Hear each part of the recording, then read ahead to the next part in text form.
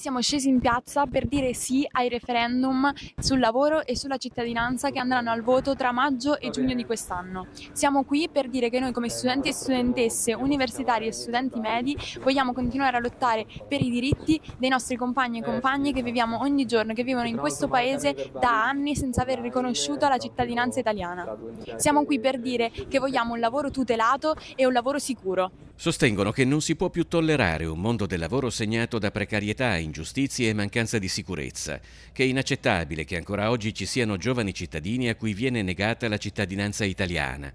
Per questo la rete degli studenti medi del Veneto e dell'Unione degli Universitari di Venezia, Padova e Verona hanno calato uno striscione dal ponte di Rialto con la scritta 5 sì per il nostro futuro, in vista dei prossimi referendum. Il mondo del lavoro in Italia è sempre più lasciato a se stesso. Non abbiamo tutele, non abbiamo diritti.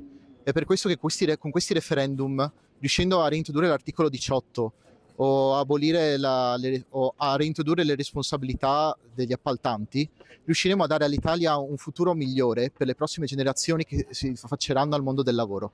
Allo stesso tempo, davanti a diverse scuole di tutto il Veneto sono comparsi striscioni, cartelloni e fotomob riguardo l'importanza dei 5 sì ai referendum. In quanto studenti delle superiori non veniamo quasi mai informati di questi fatti ed è per questo che vogliamo avere una sensibilizzazione migliore riguardo al referendum, perché è una questione che riguarda noi, il nostro futuro e il nostro futuro lavoro, perché ciò che noi vogliamo è un futuro in cui un lavoro non sia precario e sia tutelato.